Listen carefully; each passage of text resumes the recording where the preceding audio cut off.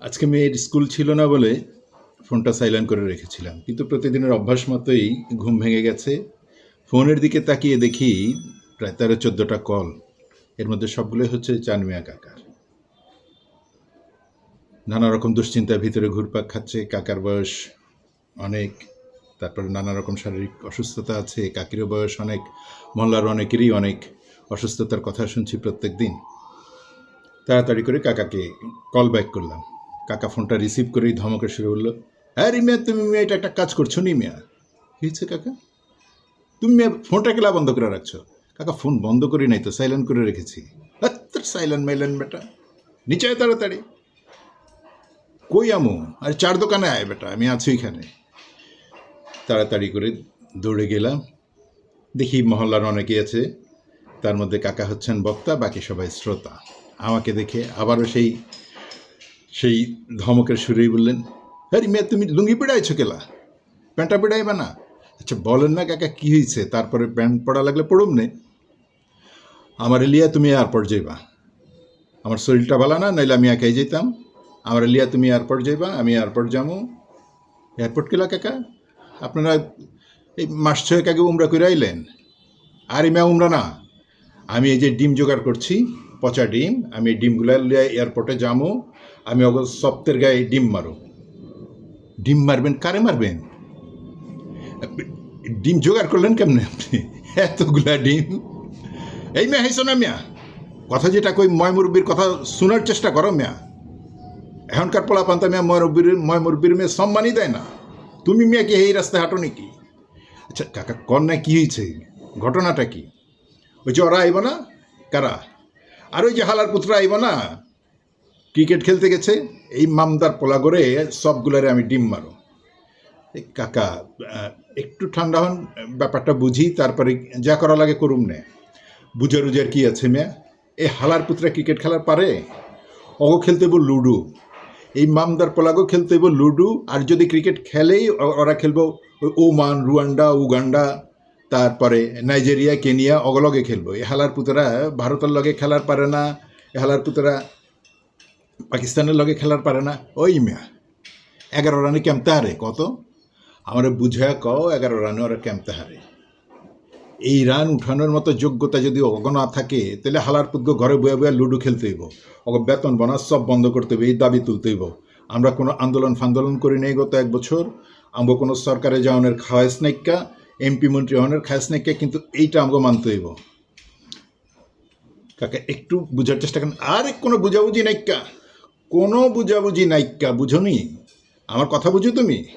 এই পচা ডিমলিয়া জামু, যা সপ্তের গায়ে মারু, সপ্তের গায়ে মারুম। হালার পুতেরা আমার টাকা নষ্ট করতে আছে।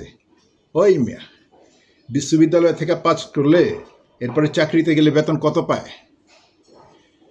হ্যাঁ, চাকরি তো পাই না, তারপরে মেয়া বেকার ঘুরতে ঘুরতে এরপরে ঘুষ মুস দিয়ে একটা চাকরি পাইলে বেতনটা কত? 20, 25, 30, 40 হাজার টাকা সর্বোচ্চ। আর এই হালার পুতে করে মাসে 4 লাখ, 5 লাখ, 10 লাখ, 15 লাখ করে টাকা দেওয়া হইতে আছে। আর হালার পুতেরা এটা কি খেলতে আছে? চানমিয়া কাকার কথাগুলোর মধ্যে যদিও আবেগটাই বেশি, কিন্তু বাস্তবতাও নিতান্ত কম নয়। আমাদের জাতীয় জীবনে অর্জন খুব একটা নেই বললেই চলে। ভাষা আন্দোলন, স্বাধিকার আন্দোলন, স্বাধীনতা আন্দোলন, এছাড়া আর জাতীয় জীবনটা পুরোটাই হচ্ছে দ্বিধা বিভক্তি, কুন্দল,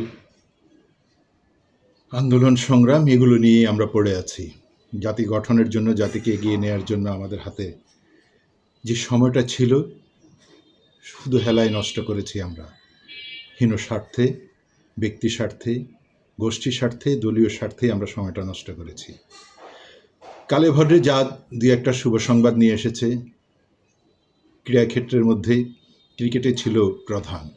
আন্তর্জাতিক লেভেলে বিশ্ব মানচিত্রে বাংলাদেশের পতাকাটা যে কবার উড়েছে ক্রিকেট নিয়েই হয়েছে। কিন্তু তার মধ্যে সফলতা কতটুকু? ভারতের সাথে কি করে হারে?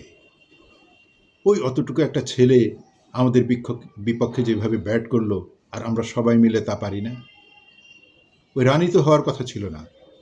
10 রানে যখন ওর ক্যাচটা পড়ে গেল,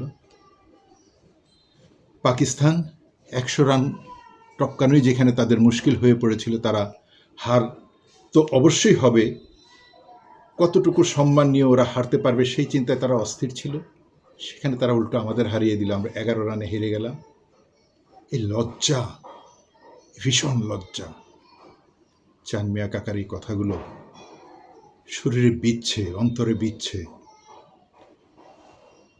ডিম যদিও না মারা হয়, তার চেয়েও বেশি অপমান, বেশি অপদস্থ হবে ওরা ওদের নিজেদের বিবেকের কাছে, যদি বিবেক থেকে থাকে।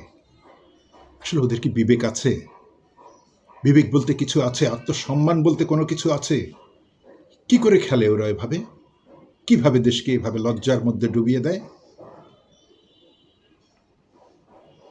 আমরা এদেরকে এত এত এত সম্মান দিয়েছি, এত অর্থবিত্ত বৈভব দিয়েছি, তার বিনিময়ে ওদের কাছে এই সামান্য জয়টুকু আমাদের কি প্রাপ্তির অনেক বেশি চাওয়া?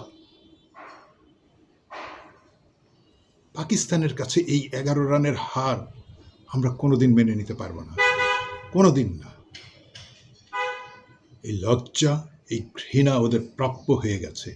এখন সময় এসেছে, যেমন ভালো কাজ করলে বোনাস দেওয়া হয়, তেমন মন্দ কাজের জন্য ওদের বেতন কেটে নিতে হবে।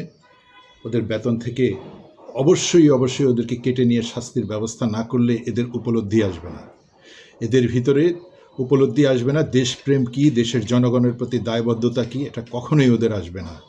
চাঁদ মিয়া কাকার কথাগুলো যত রূঢ়ই হোক, বাস্তবতা এখন সে পথেই হাঁটছে। ক্রিকেটারদের সম্মান দেওয়ার দিন বোধহয় শেষই হয়ে যাচ্ছে।